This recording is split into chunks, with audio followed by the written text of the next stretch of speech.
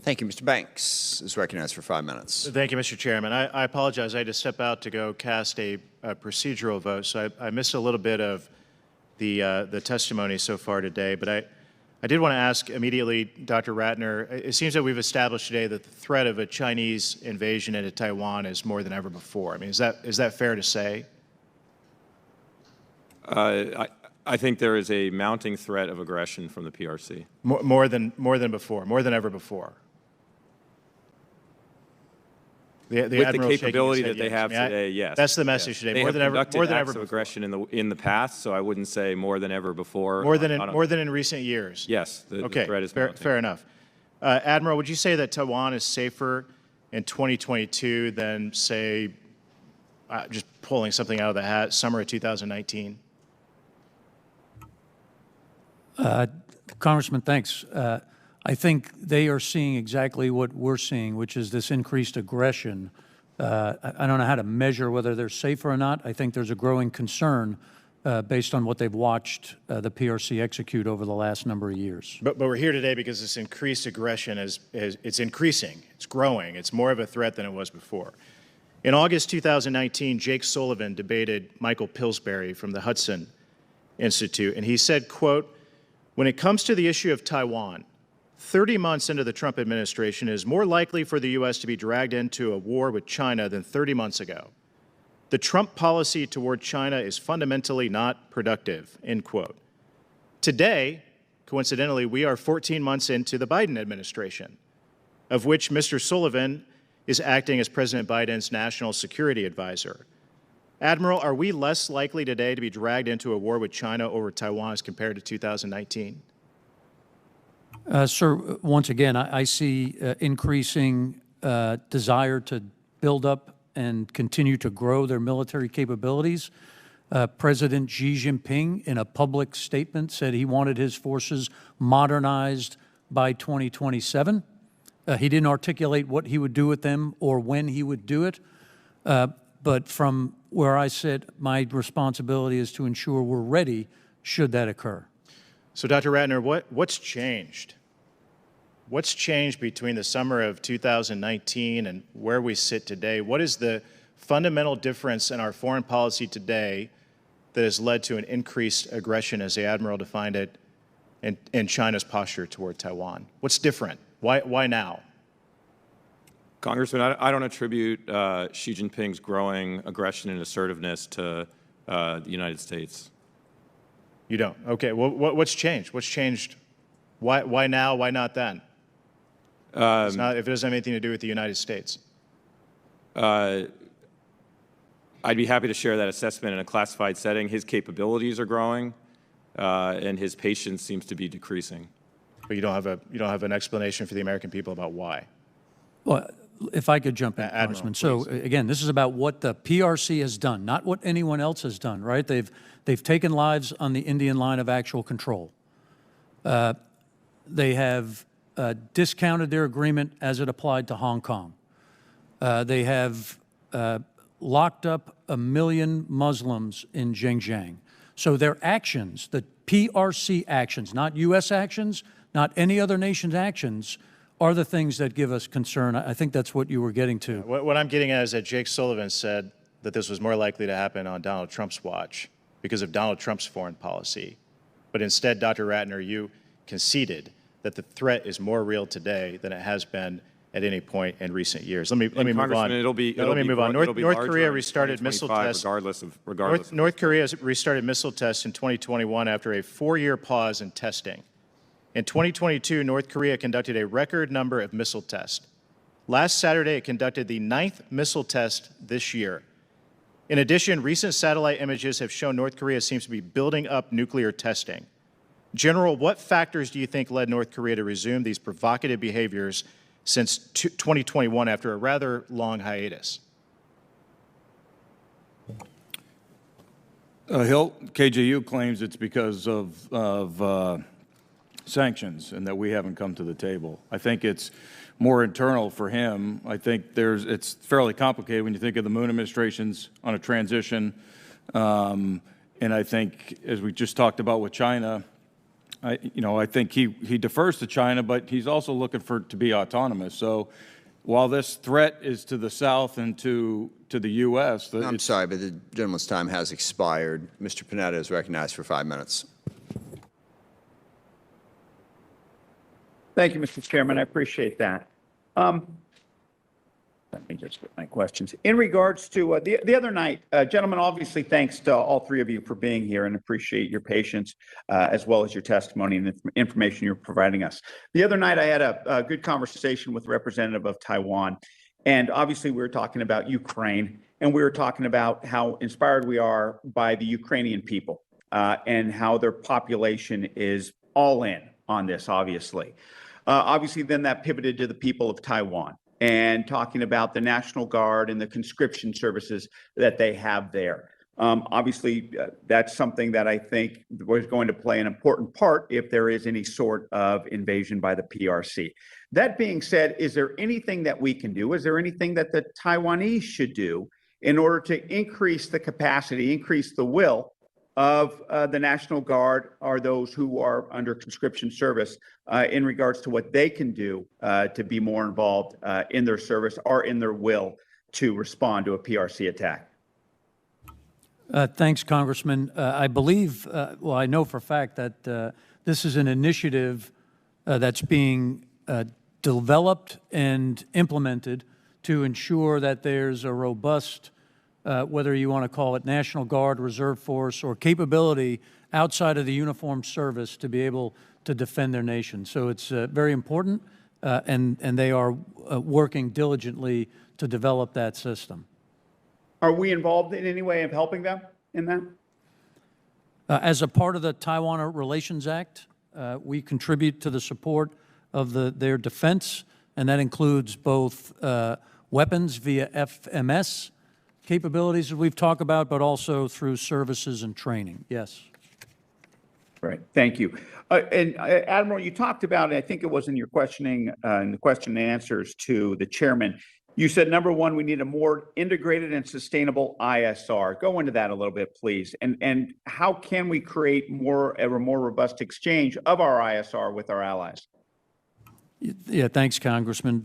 Again, this persistent understanding in real time of the battle space is critical, and via contributions from all domains, with the ability to share it with our allies and partners through what I articulated through this mission partner environment. My number two funding priority, as you should have seen in my unfunded list, when you combine those together, those deliver a very strong capability as it applies to both deterrence and then, should deterrence fail, to be able to fight and win. Dr. Ratner, anything to say on that? Nothing to add. I support exactly what Admiral Aquilino articulated. Gentlemen, after moving on to the violent extremist threat in the Philippines and in Indonesia, after our withdrawal from Afghanistan, did we see any uptick in either rhetoric or in capabilities by any VE groups in that area? And then subsequent to that, can you give an assessment of the VE groups at this point? Thanks, Congressman. As you articulated, specifically in the southern Philippines, where we have helped our partner nation there to ensure they don't have a terrorist problem, those efforts continue, but I have not seen an uptick since the recent decision to depart Afghanistan. That said, we are concerned about foreign fighter flow. The SOCPAC commander has been tasked to ensure that we maintain vigilant, but I haven't seen a change as of now. Thank you. And in Indonesia, anything, Admiral? Again, it's the area we are always concerned about any increase in violent extremist organizations, and we continue to work with the Indonesians and support them as they also watch this issue. Great. Thank you. Gentlemen, thank you. Mr. Chairman, I yield back. The chair now recognizes Mr. Johnson for his 5 minutes. Thank you, Madam Chair, and thank you all for being here. In 2019, the U.S. Transportation Command conducted a no-notice readiness exercise to test the organic surge fleet capacity to quickly mobilize for war. Out of 61 ships, just 27 were ready for sea after 120 hours. These vessels are over 40 years old, and readiness rates are likely declining further as they age, obviously. Previously, the department has indicated that it plans to rely on contract shipping to supplement logistics needs. So the question is, do you think that international shipping companies now will risk access to the Chinese market to support the U.S. in a conflict? I suppose that's for Dr. Ratner. Congressman, this is Admiral Aquilino. If I could throw in here first. First of all, I thanked Congressman Courtney and the committee for the support to the TSP program, completely effective. I also endorse General Van Oost's and Admiral Mewborn's ability to go ahead and prove to us whether or not the system can respond. I think we highlighted some challenges that we have to fix. In my conversations with the CNO, he's working towards increased sea lift, the sustainability, the readiness, but all of those that come together help us to realize the distributed nature and the agile logistics that we need. So I don't know if I want to go hypothetically at your question. What I would say is we're doing the right things to ensure that those capabilities are ready, available when we need them. That's good. Dr. Ratner, would you add anything to that? I would just say, Congressman, we've received a number of questions during the hearing today and yesterday in the classified setting about these questions of logistics and contested logistics. It's an area of focus for the department, and one that you'll be seeing reflected in both the National Defense Strategy and the FY23 budget. Very good. Let me move on to something else, and I suppose any of the three of you could respond to this, but each of us, we all regularly see now the condemnation of Putin by Western governments and the media, certainly now, but our exposure to the perspectives of the Indo-Pacific nations is more limited here. So do you have insights for us on how Putin's invasion of Ukraine has affected Indo-Pacific perspectives on the American-led international order and the West's resolve to confront aggression in the Pacific? And I'm chiefly interested in nations of India, Thailand, Vietnam, other development partners, but also obviously would love to hear about our treaty allies, South Korea and the Philippines. And I apologize if y'all tread some of this ground already. Many of us have multiple hearings this morning, so we're bouncing in and out. But would any of you want to jump in on that? Yeah, Congressman, I would. Again, I can't tell you at this point what the PRC has learned from watching the European issue. What I would say is I think I'm seeing the right lessons that we'd like to learn. Number one, the investment of blood in order to prosecute this illegal event. Second, the international condemnation and the unwillingness to accept it. And third, the drastic economic impacts to the people. Those are the right lessons should this switch over to the Indo-Pacific region, and I think I'd leave it there. Yeah, Congressman, General LaCamera, I can tell you that Ukraine asked the ROC for military and non-combat items, and they're providing $10 million in humanitarian assistance. And this economic impact is caught what the Russians, they're now an unfriendly nation, the ROC is. So there's $12.5 billion in energy resources from Russia to the Republic of Korea. So it is having an impact on Korea.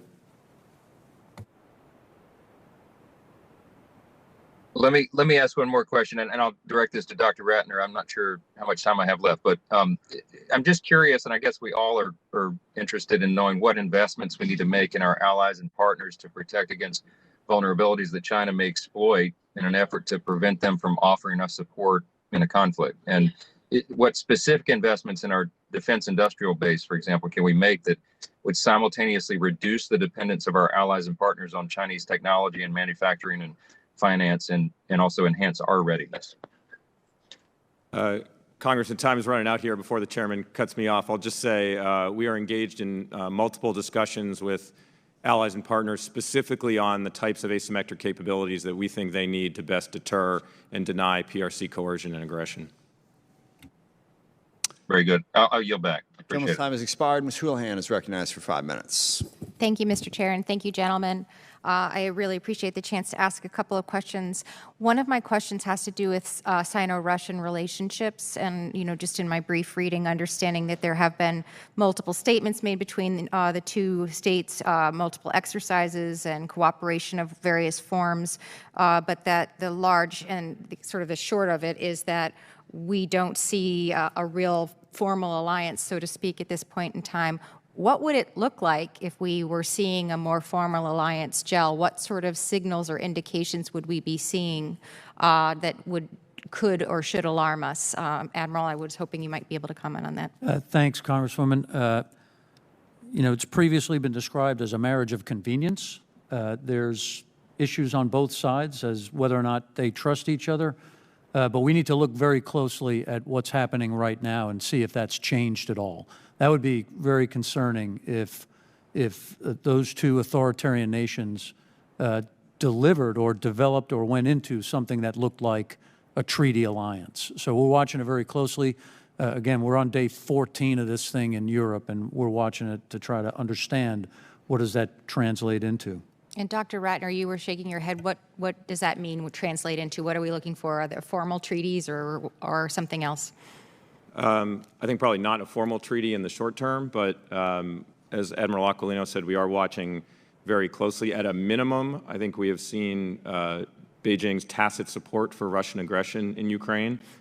We've seen diplomatic support that they're providing. At home, they're censoring criticism of Vladimir Putin and support for Ukraine. So we see what they're doing domestically, politically. In terms of the questions you had about what it would look like at an enhanced level, I think if we saw China taking steps to support or try to route around some of the sanctions or give economic support to Russia as the rest of the international community was trying to apply pressure, that would be extremely concerning.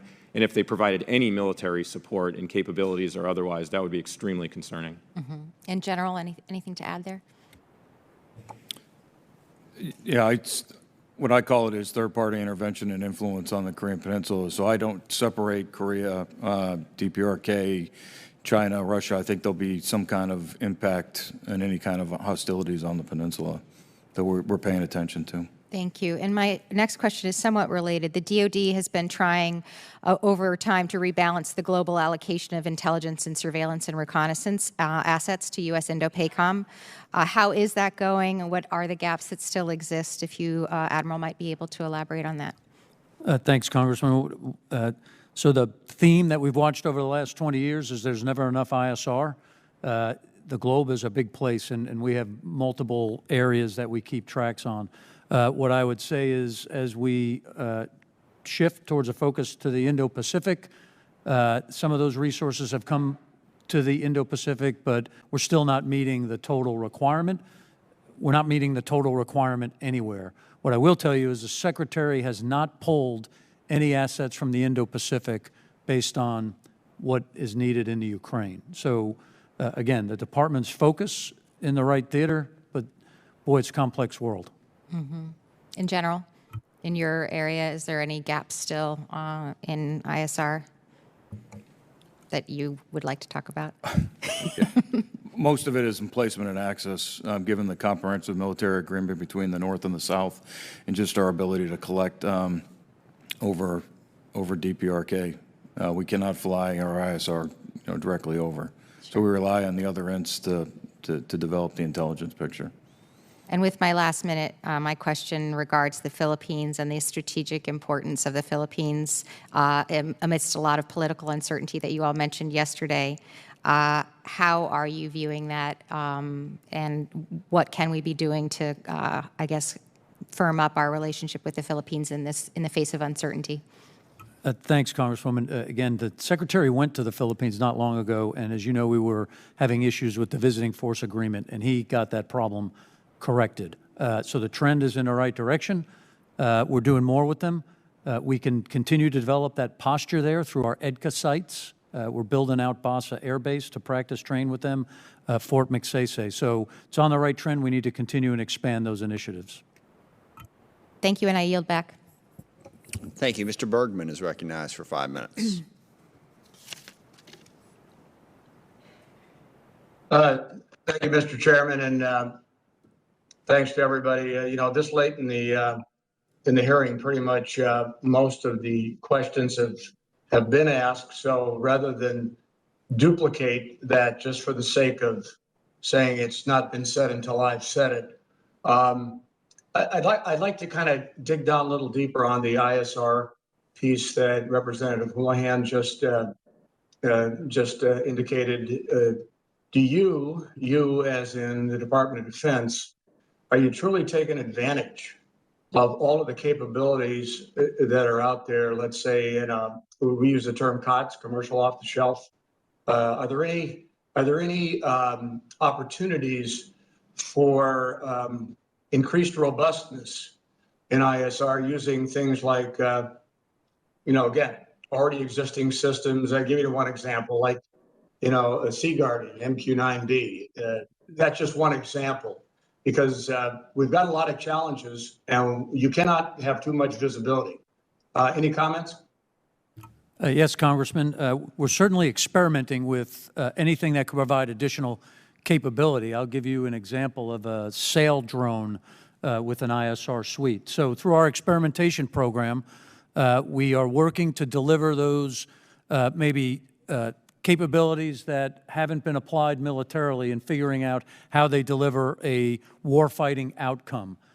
Those that are promising, we'll work to accelerate and get in. But on the ISR side, it's all domains, whether it be undersea, on the sea, above the sea, space, and cyberspace. But we are trying to do that and take those opportunities to deliver an advantage. Okay, well, I think if you will, for the safety and security of not only the American people, but all of our allies around the world, we cannot waste time and money through our research labs trying to get just a little bit extra edge when something that already exists will be good enough. So with that, Mr. Chairman, I'm going to yield back the remainder of my time. Thank you. Thank you. Mr. Langevin is recognized for 5 minutes.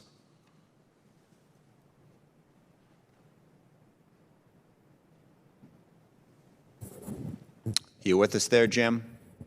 Mr. Langevin?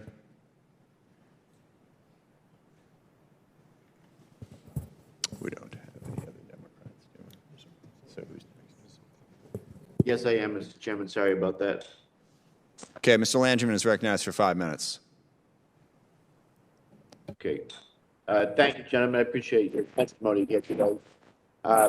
If I could start with Admiral Aquilino, can you talk about the role of information operations in Indo-PACOM? It seems that there are a variety of information-related capabilities that are critical to our ability to compete in the region. How is Indo-PACOM doing in the information domain, and how can Congress help? Congressman, thanks. So as a part of the Seize Initiative objectives that we've talked about, and through this lens of think, act, and operate differently, it's certainly an area we have to get better at. Through the processes we developed, all of our operations are now integrated with the information space to ensure that we have the correct messaging, what we want to say, when we want to say it, or whether we don't want to say something. So we agree with you with regard to the importance, and we're working to try to strengthen that. Additionally, on the special operations side, there are certain components that have, I would articulate, increased capabilities, and we're working to pull those in. Thank you. General LaCamera, so there's clearly the crisis unfolding across the world daily, it seems. And I'm conscious of the fact that our ongoing focus on the invasion of Ukraine may pull our attention from North Korea. But General, can you please take seconds or so and discuss with us the most pressing needs on the Korean Peninsula that we simply cannot ignore?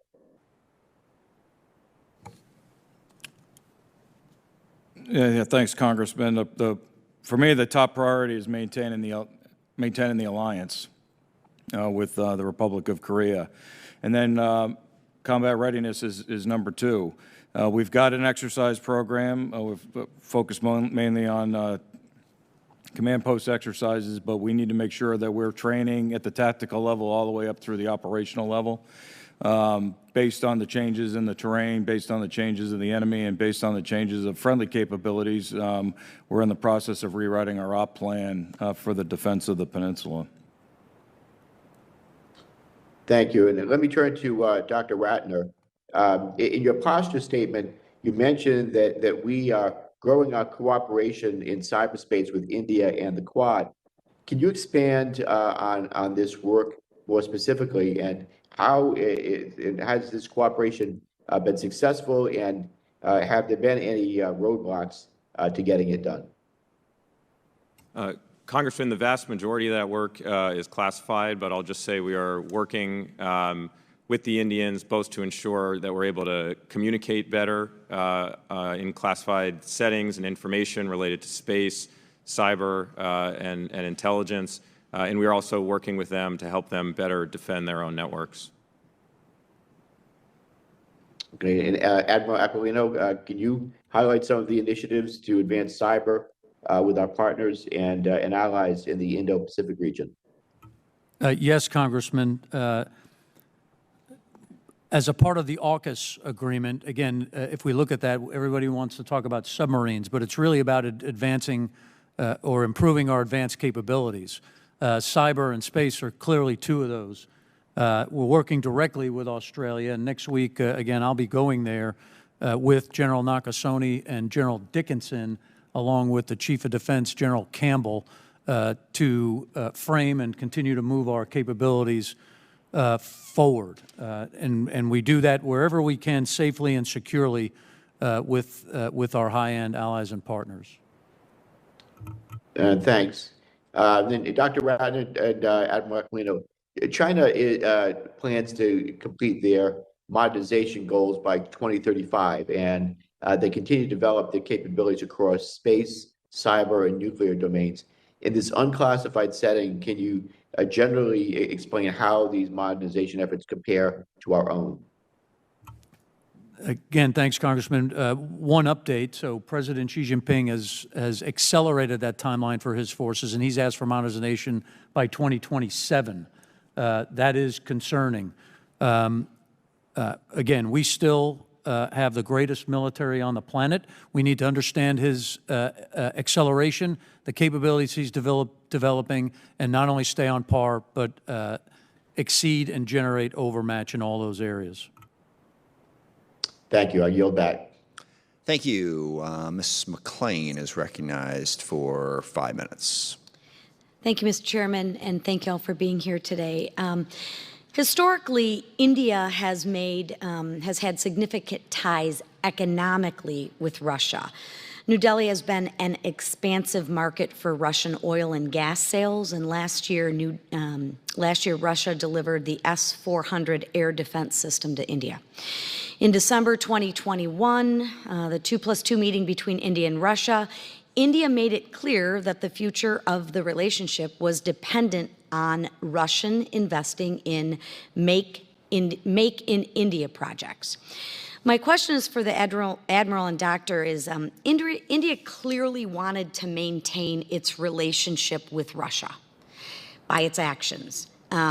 However, now that Russia has invaded Ukraine, do you see the scenario where India will have to take a side in that conflict and distance itself from Moscow and become more aligned with the Quad nations?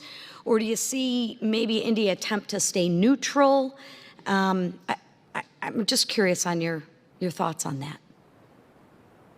Yeah, I would just say, Congresswoman, a few of the other members of the committee have asked similar questions. I think we recognize that India has a long and complicated economic and security relationship with Russia. The majority of their weapon purchases come from Russia, but they've also been systematically diversifying away from Russian systems for years now in a way that we view as a positive trajectory. And I would also note that at that December summit that you cited, there were very few announcements on new purchases. That was quite notable. And just last week, Prime Minister Modi joined the leaders of the Quad Summit, including President Biden, for a leaders' call to talk about some of their shared priorities. So I agree, it's complicated, but the trend lines are moving in the right direction. Yeah. Don't you wish it was easy sometimes? So you're confident in your opinion that you see it scaling back the dependency and in the relationship? India, on its own accord, as a sovereign decision, has been diversifying its arms purchases and development, including their own indigenization, and making some substantial purchases from the United States as well. So I think the trend lines are in the right direction, and the importance of this relationship, I think, could not be overstated, and we ought to keep our eyes on that important fact. Agreed. Sir? Yes, ma'am. Again, we're seeing the right actions with regard to foreign military sales, the capabilities that they desire, and the leaning towards the United States, as Secretary Ratner said. That's key. Military to military, we operate together much more frequently. They've asked for capabilities, support, and help in areas that they haven't before, based on what I believe is a common security challenge in the form of the PRC. So as this plays out, again, India gets to make its own decisions, but I would articulate the same, that from my lane in the mill-to-mill piece, it's going in the right direction. Wonderful. Thank you, sir. With that, I'll yield my time back. Thank you. Ms. Spice is recognized for 5 minutes. Thank you, Mr. Chairman, and thank you to the witnesses. The good news is I believe I may be the last rep to question. So first of all, I want to say that I appreciated Mr. Langevin's comments and focus on cyber. As a member of the city subcommittee, I think that is something that we are looking at. I want to make sure that you all are engaging with Cybercom on a regular basis to, foster a relationship there because it will become more and more, I think, important as we move forward. My question is somewhat specific to my congressional district, which is the Oklahoma City metro area, and specifically close to Tinker Air Force Base. And this is really directed at the Admiral. A significant share of investment in weapons systems acquisition and modernization is now focused on deterring China, which makes your input in operational threats and capability especially important. I do understand that JROC is in the process of reviewing the requirements for a number of programs, including the next arterial refueler, KCY. Can you tell me a little bit about Indo-PACOM's engagement and possible input into the process? Thanks, Congresswoman. So, as it applies to the continued assessment of being able to execute our mission, air-to-air refueling is identified in every event as critical.